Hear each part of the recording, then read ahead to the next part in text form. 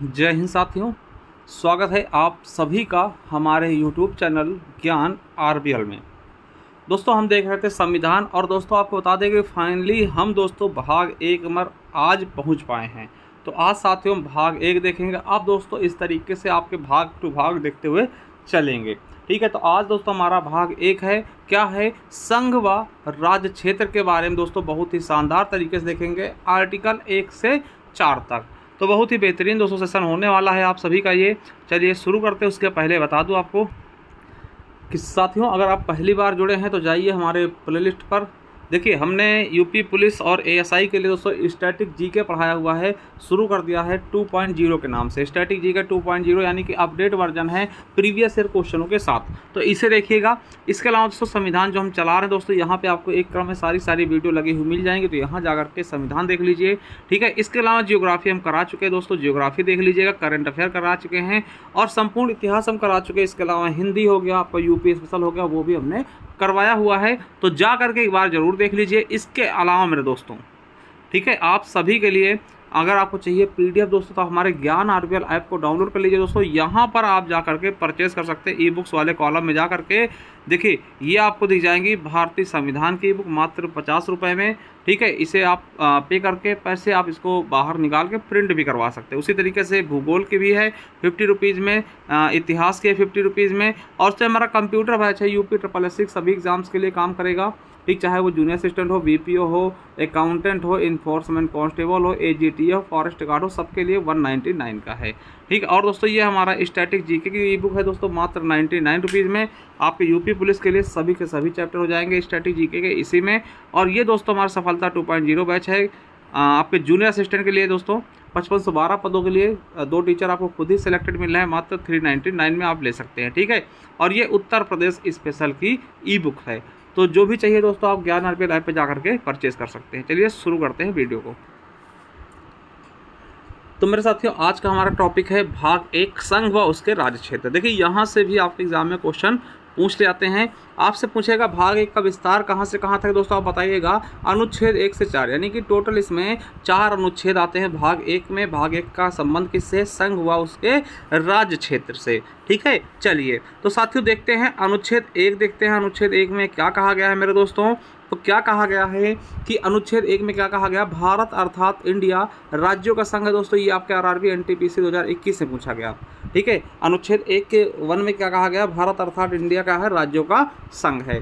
दूसरा क्या कहा गया कि प्रथम अनुसूची में शामिल राज्य व उसके क्षेत्र। दोस्तों जो प्रथम अनुसूची में शामिल हुए हैं राज्य, ठीक, हमने पहले अनुसूची बताई थी भारत और उसके राज्य, वहाँ पे दोस्तों राज्यों के नाम गिने हुए थे पूरे, तो उसके क्षेत्र के बारे में बताया गया है। ठीक है, और तीसरा क्या है, भारत के राज्य क्षेत्र दोस्तों 3 प्रकार से बांटा गया है। पहला राज्य क्षेत्र दोस्तों आपको पता है इसमें कितने 28 है, 28 राज्य हैं। संघ राज्य क्षेत्र दोस्तों इसमें आपको पता 8 है। और दोस्तों अर्जित राज्य क्षेत्र, मान लिया हम कहीं से दोस्तों अर्जित करते हैं, कोई राज्य हमें, कोई देश हमें मिल जाता है दोस्तों, पहले इसमें डालेंगे।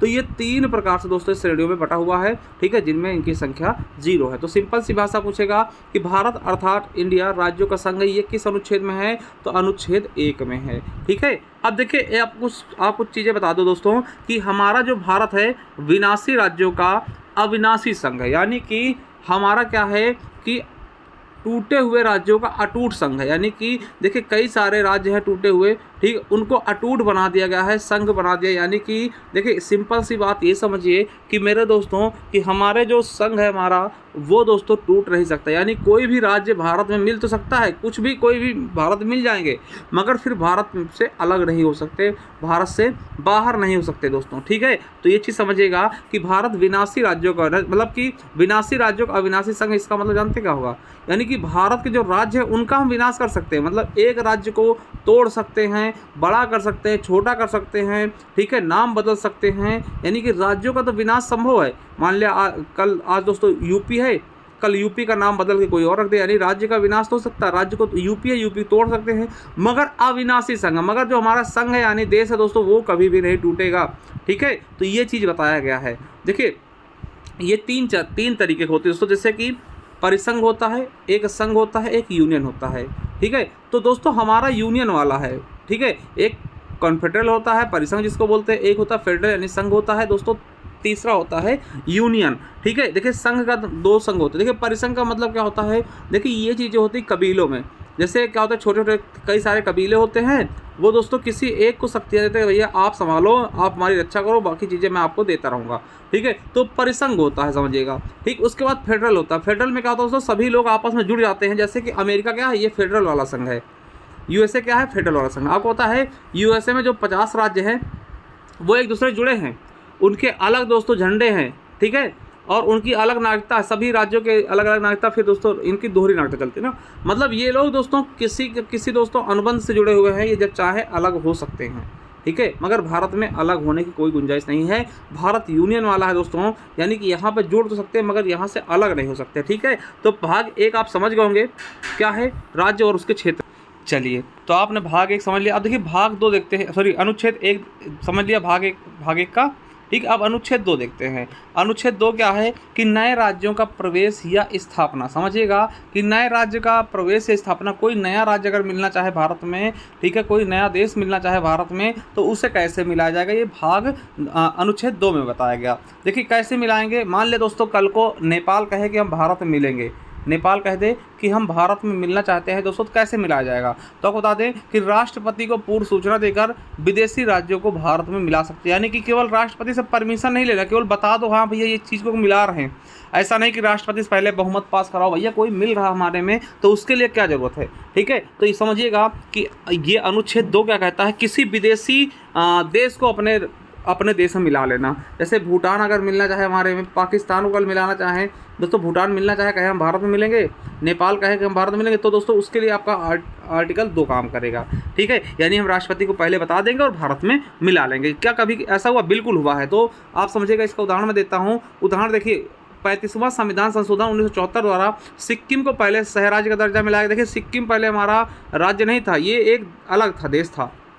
ठीक है, इसने हमारे देश में मिलना चाहा और पहले इसने कहा कि पहले हम देखेंगे हम सह राज्य का दर्जा, मतलब पूर्ण आपके राज्य में नहीं मिलेंगे, हम सह राज्य रहेंगे, साथ ही राज्य रहेंगे। अगर हमें अच्छा लगेगा, आप हमारे साथ कैसा बर्ताव करते, फिर मैं अपने आप को भारत में मिला दूंगा। ठीक है, तो दोस्तों 35वां संविधान संशोधन बहुत पूछा था, इसके द्वारा सिक्किम को सह राज्य का दर्जा दिया गया और 36वें संविधान संशोधन द्वारा सिक्किम को पूर्ण राज्य का दर्जा बना दिया गया। तो दोस्तों आर्टिकल 2 क्या कहता है, किसी भी विदेशी राज्य को अपने में मिला लेना। अब दोस्तों आर्टिकल 3 क्या कहता है कि भैया संसद को अधिकृत करता है राष्ट्रपति की पूर्व अनुमति से नए राज्य का गठन। ठीक है, इसका मतलब क्या होता है, आर्टिकल 3 का मतलब क्या होता है दोस्तों, अपने देश के अंदर ही तोड़फोड़ कर लेना। ठीक है, अपने देश के अंदर ही तोड़फोड़ करना, यानी कि नए राज्य का निर्माण करना। जैसे आपको पता होगा कि देखिए यूपी एसआई में पूछा गया कि नए राज्य का निर्माण किसमें है, आर्टिकल 3 में। नए राज्य का मतलब जैसे आपको पता है उत्तराखंड कभी था दोस्तों, पहले नहीं था, उत्तराखंड बना तो नया राज्य बनाना कहीं से काट पीट के। ठीक है, किसी राज्य के क्षेत्र को बढ़ा सकते हैं। कोई मान लो दोस्तों आज फिर लगे, देखिए यूपी से काट के उत्तराखंड बना यूपी से, अब किसी को लगे दोस्तों नहीं उत्तराखंड फिर से यूपी मिला दो, फिर से उत्तराखंड को खत्म कर दे, फिर यूपी दोस्तों क्षेत्रफल बड़ा कर दे, तो यानी राज्य के क्षेत्रफल को बड़ा कर सकते हैं। किसी राज्य के क्षेत्रफल को घटा भी सकते हैं। जैसे दोस्तों हमने उत्तर प्रदेश पहले बहुत बड़ा था, उत्तराखंड भी आता था, फिर उत्तर प्रदेश को दोस्तों काट दिया, यानी उत्तर प्रदेश का क्षेत्रफल घट गया, यानी किसी राज्य के क्षेत्रफल को घटा सकते हैं। अगला है किसी राज्य की सीमाओं में परिवर्तन कर सकते हैं। बिल्कुल सही दोस्तों, जब भाई उसको छोटा बड़ा करें क्योंकि सीमाएं भी परिवर्तित होंगी। किसी राज्य के नाम में परिवर्तन दोस्तों, आपको पता है पहले उत्तराखंड का नाम उत्तरांचल था, क्या था, उत्तरांचल नाम था, और दोस्तों इसका नाम बदल के फिर दोस्तों हमने 2006 के आसपास क्या कर दिया, उत्तराखंड कर दिया। ठीक है, तो यानी कि अपने देश के अंदर राज्यों के साथ हम कुछ भी कर रहे हैं, राज्यों को दोस्तों तोड़ दें, मरोड़ दें, उनका नाम बदल दें, उनको छोटा कर दें, 2 राज्यों को मिला दें, एक राज्य में से 2 राज्य निकाल लें, ये सभी की सभी चीज़ें आर्टिकल 3 में काम करेंगी। जैसे देखिए कुछ चीज़ें मैं आपको बता रहा हूँ कि जैसे मध्य प्रदेश दोस्तों, मध्य प्रदेश से काट के छत्तीसगढ़ बनाया गया, ये आर्टिकल 3 के प्रयोग से बनाए गए। 1 नवंबर 2000 को पूछे आते कभी बार, है ना। उत्तर प्रदेश से उत्तराखंड का निर्माण किया गया 9 नवंबर 2000 को। बिहार से झारखंड बनाया गया 15 नवंबर 2000 को। अभी दोस्तों हाल ही में जम्मू कश्मीर से काट के लद्दाख बनाया गया, वैसे दोस्तों ये यूटी हैं। ठीक है, 31 अक्टूबर 2019 को। और दादरा नगर हवेली व दमन द्वीप था दोस्तों, ठीक है, दादरा नगर हवेली और वह दमन द्वीप था दोस्तों, इनको एक ही मिला दिया गया। देखिए हाँ, अब देखिए इसका जो दोस्तों सबसे अच्छा उदाहरण क्या, किसी राज्य की सीमाओं में परिवर्तन करना, किसी राज्य को बढ़ा सकेंगे, किसी राज्य को बढ़ा सकेंगे। दोस्तों आप देखिए यहाँ पे हमने क्या किया, दो राज्यों को एक में मिला दिया, यानी पहले दादरा नगर हवेली अलग था, दमन दीव अलग था। दोस्तों इसको एक मिला दिया, दादरा नगर हवेली व दमन दीव, है ना, व दमन दीव। दोस्तों ये थोड़ा कर लीजिएगा, 26 जनवरी 2020 को कर दिया गया।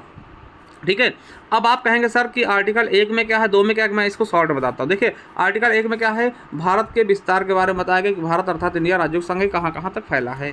2 में क्या है, 2 में समझिएगा, आर्टिकल 2 को समझने की कोशिश करिए, कोई भी विदेशी राज्यों को मिला लो, विदेशी राज्यों को मिला लो। अब देखिए 2 में क्या होगा, अगर इसमें कुछ भी होगा तो भारत का क्षेत्रफल बढ़ेगा हमेशा। देखिए आप कोई ऐसे समझिए, जो भी भारत का क्षेत्रफल दोस्तों, अगर कोई विदेशी राज्य मिलेगा तो इसमें भारत का क्षेत्रफल में वृद्धि होगी। कोई ना कोई राज्य मिलेगा, मान लिया पाकिस्तान मिला इसमें, तो भारत क्षेत्रफल बढ़ेगा ना। अब दोस्तों आर्टिकल 2 में क्या होगा, भारत का क्षेत्रफल बढ़ेगा और कोई विदेशी राज्यों को मिलाने की बात की जा रही है।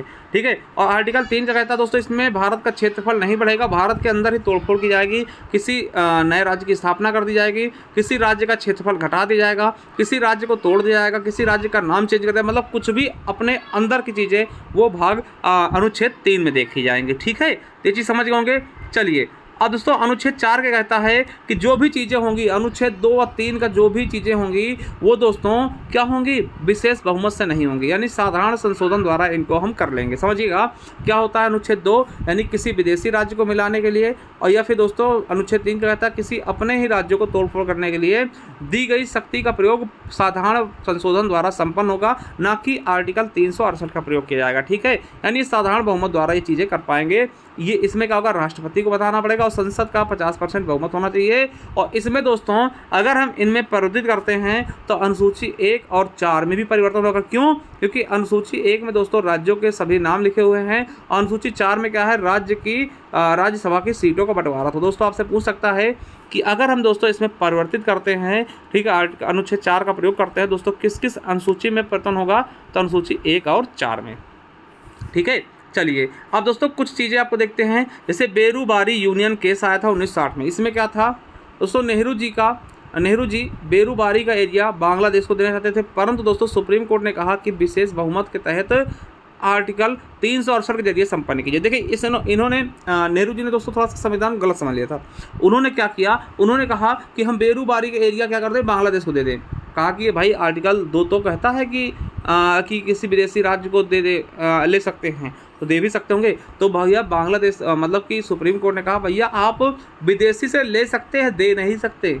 ठीक है, और जो ठीक है विदेशों से आप ले सकते हैं, मतलब कोई विदेशी राज्य आप पे मिल सकता है, मगर आप किसी को अपना हिस्सा दे नहीं सकते। तो इसको कहा गया इसके लिए आप फिर अगर देना ही है तो आप विशेष संशोधन करिए दोस्तों, आर्टिकल 368 का प्रयोग करके ही आप इसको दे सकते हैं। तो दोस्तों ये दोनों का देशों का मामला है, ये कोई राज्य के बीच का मामला नहीं है कि आप आर्टिकल 3 का प्रयोग कर देंगे, आर्टिकल 2 का कर देंगे। दोस्तों दो देशों के बीच का मामला है। ठीक है, चलिए अब दोस्तों देशी रियासतों का एकीकरण कैसे हुआ था, इनके बारे में बता दें आपको। तो साथियों 552 देशी रियासतें भारत की भौगोलिक सीमा में थी, जिनमें दोस्तों 549 भारत में शामिल हो गई, परंतु 3 नहीं मिल रही थी। 3 जो देशी रियासत थे वो मिलने से मना कर रहे थे, हैदराबाद, जूनागढ़ और जम्मू कश्मीर। दोस्तों इनको कैसे मिलाएगा, ये क्वेश्चन आपके लेखपाल के परीक्षा में भी पूछा गया। जैसे हैदराबाद को दोस्तों पुलिस कार्रवाई द्वारा ऑपरेशन पोलो चला के, देखिए ये क्वेश्चन आपके लेखपाल में पूछा गया था कि हैदराबाद को दोस्तों किसके द्वारा मिलाया गया, कौन सा ऑपरेशन चलाया गया, तो ऑपरेशन पोलो चलाया गया था। हैदराबाद को पुलिस कार्रवाई के द्वारा मिलाया गया था। जूनागढ़ को जो कुछ जनमत संग्रह, जा से जूनागढ़, जा से जनमत संग्रह। ठीक है, जम्मू कश्मीर को विलय पत्र पर हस्ताक्षर करके इनको मिलाया गया दोस्तों। और एकीकरण का काम किसने किया था, तो दोस्तों भारत का एकीकरण किसको बोलते हैं, सरदार वल्लभ भाई पटेल को दोस्तों एकीकरण का जनक कहते हैं। और तो इन्हें लौह पुरुष भी कहते हैं। ठीक है, और बिस्मार्क भी कहते हैं ना, भारत का बिस्मार्क भी कहते हैं। और वीपी मेनन दोस्तों, इन दोनों ने कहीं ना कहीं भारत को एकीकृत करने में बहुत महत्वपूर्ण योग्यता निभाई थी, बहुत महत्वपूर्ण काम किया था। ये चीज़ें आपको भी पता होना चाहिए। चलिए तो साथियों यहाँ तक आप सभी ने आज इसको देख लिया है। अब दोस्तों इसके बाद का जो क्लास होगी हम नेक्स्ट वीडियो में दोस्तों इसके आगे देखेंगे, जिसमें हम दोस्तों 1950 में भारतीय वर्गीकरण वगैरह देखेंगे, बहुत सी अच्छी चीज़ें आपको बताने वाले हैं। ठीक है, तो दोस्तों आप जाइए हमारे प्ले लिस्ट में, वहाँ दोस्तों आपको स्ट्रैटेजी की क्लासेस मिल जाएंगी, पॉलिटी मिल जाएगी, भूगोल मिल जाएगा, करंट अफेयर मिल जाएगा, संपूर्ण इतिहास मिल जाएगा। इसका चलिए आपको तो पीडीएफ दोस्तों ई बुक, तो आप जाइए हमारे ज्ञान आरबीएल ऐप को डाउनलोड कर लीजिए। देखिए यहाँ पे जाएंगे, जैसे जाएंगे दोस्तों देखिए संविधान हो गया, भूगोल हो गया, इतिहास हो गया 50 रुपीज़ में। एक कंप्यूटर बैच दोस्तों 199 का, स्ट्रैटेजी के 99 का दोस्तों, सफलता 2.0 बैच ये आपका जूनियर असिस्टेंट के लिए 399 रुपये, और उत्तर प्रदेश स्पेशली 50 रुपये। इसके अलावा आपको हिंदी की भी ई बुक्स मिल जाएंगी, जाइए विजिट करिए और दोस्तों परचेस करिए। इसका लिंक भी नीचे मैं दे रहा हूँ। चलिए थैंक यू, धन्यवाद।